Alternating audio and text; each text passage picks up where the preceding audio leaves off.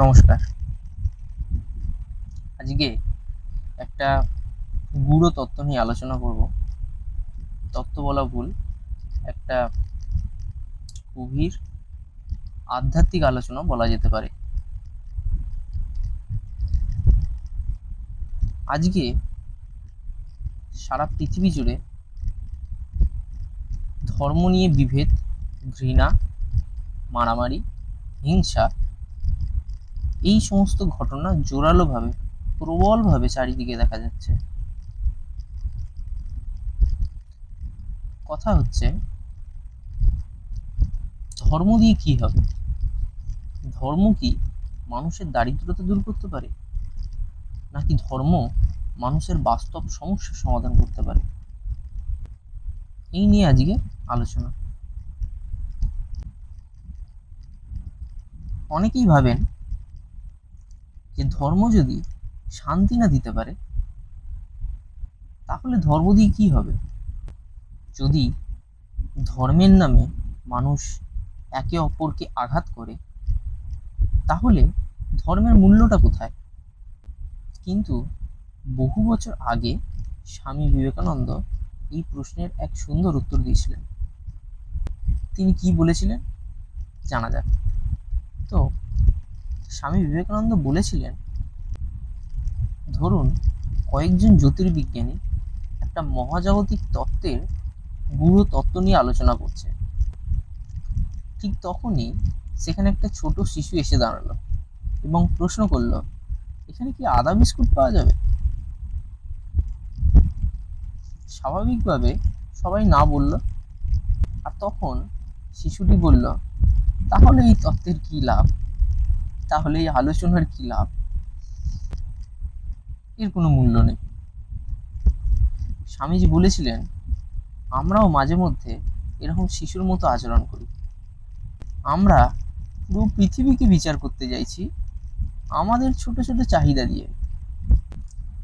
যদি কোনো কিছুর সঙ্গে টাকা, ভোগ, আরাম, এই সমস্ত কিছু জুড়ে না দেওয়া হয়, তাহলে আমাদের কাছে সেই সমস্ত কিছুর কোনো মূল্যই থাকে না। কিন্তু স্বামী বিবেকানন্দ বলছেন, উচ্চতর সত্যকে কখনো নিচু মানদণ্ড দিয়ে মাপা যায় না, বিচার করা যায় না। অসীমকে মাপতে গেলে এবং অসীমের বিচার করতে গেলে অসীমের মানদণ্ড প্রয়োজন। ধর্ম শুধুমাত্র 5 মিনিটের জীবনের সুবিধার জন্য নয়, ধর্ম মানুষের সমগ্র অস্তিত্বের সাথে জড়িত। অতীত, বর্তমান এবং ভবিষ্যৎ। ধর্ম হলো মানুষের চিরন্তন আত্মা এবং চিরন্তন সত্যের মধ্যে এক গভীর সম্পর্ক।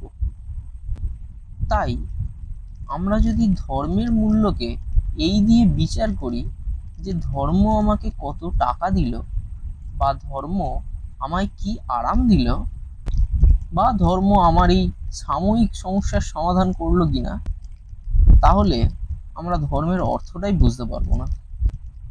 এরপর স্বামীজি আরও এক বড় প্রশ্নের উত্তর দেন, তাহলে কি ধর্ম সত্যিই মানুষের কোনো উপকার করতে পারে? আর তার উত্তর ছিল, হ্যাঁ, অবশ্যই পারে। স্বামীজি বলেছিলেন, ধর্মই মানুষকে বানিয়েছে, আর এই ধর্মই একদিন মানুষকে দেবত্বের দিকে নিয়ে যাবে।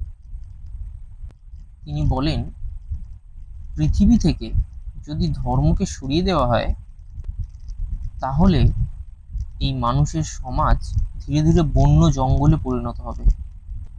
কারণ শুধুমাত্র ইন্দ্রিয় সুখ কখনো মানুষের জীবনের চূড়ান্ত লক্ষ্য হতে পারে না।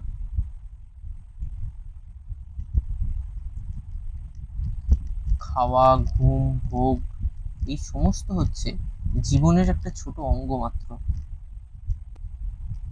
একটি পশু এগুলো করতে পারে, তাহলে মানুষ আর পশুর মধ্যে কি তফাৎ হলো?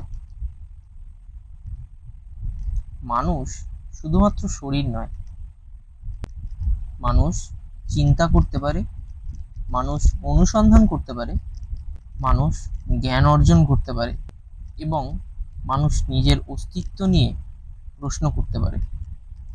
একটি পশু তার ইন্দ্রিয় সুখেই আনন্দ পায়, কিন্তু মানুষ তার বুদ্ধিতে আরো বেশি আনন্দ পায়।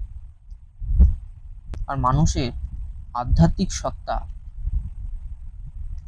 তার বুদ্ধির থেকেও তাকে আরো গভীর আনন্দ দেয়। এই কারণেই মানুষের সর্বোচ্চ জ্ঞান হলো আধ্যাত্মিক জ্ঞান, আর সেই জ্ঞানের মধ্যে দিয়েই আসে প্রকৃত শান্তি। এই পৃথিবীর সমস্ত ইন্দ্রিয় সুখ, সমস্ত ভোগ, সমস্ত আনন্দ স্বামীজির ভাষায় সেই চিরন্তন সুখ ও আনন্দের ছায়া মাত্র। হয়তো এই কারণেই হাজার হাজার মানুষ সমস্ত কিছু পাওয়ার পরেও সুখ পায় না, তারা ভিতরে শূন্যতা অনুভব করে। কারণ বাইরের সুখ সাময়িক, অন্তরের সুখ আসে অন্য জায়গা থেকে, আর সেই জায়গা অনুসন্ধানের নামই হচ্ছে ধর্ম। তবে স্বামীজির ধর্ম কখনো ঘৃণার ধর্ম ছিল না। তিনি মানুষকে দুর্বল থেকে শক্তিশালী হতে শিখিয়েছিলেন। তিনি বিভেদ নয়, তিনি ঐক্য শিখিয়েছিলেন। তিনি এমন ধর্মের কথা বলেছিলেন যে ধর্ম মানুষকে মানবিক করে তোলে এবং মানুষকে মানুষ করে তোলে। আজ যদি ধর্মের নামে হিংসা হয়, তাহলে সেই সমস্যা ধর্মের নয়, সমস্যা আমাদের অন্তরে। আমরা যদি ধর্মের নামে হিংসা ছড়াই, তাহলে আসলে আমরা আমাদের ধর্মকে বুঝতেই পারিনি। আসল সমস্যাটা মানুষের অহংকার, মানুষের অন্ধতা এবং ক্ষমতার লোভ। আপনার কি মনে হয়, ধর্ম কি শুধুই একটি বিশ্বাস, নাকি মানুষের জীবনের আরো গভীর কোনো সত্য? কমেন্টে অবশ্যই জানাবেন। যদি কোনো ভুল বলে থাকি ক্ষমা করবেন। ভিডিওটি ভালো লাগলে অবশ্যই লাইক করবেন, আর সবাইকে রিকোয়েস্ট করব, ধর্মের নামে দয়া করে হিংসা ছড়াবেন না। ধর্ম কোনোদিনও মানুষকে হিংসা শেখাতে পারে না। ধর্ম মানুষের মধ্যে ঐক্যবদ্ধতা সৃষ্টি করে থাকে এবং মানুষকে জীবনের আলো দেখাতে সাহায্য করে। এরকম আরো গভীর আধ্যাত্মিক আলোচনা শুনতে চ্যানেলটিকে সাবস্ক্রাইব করবেন। ধন্যবাদ।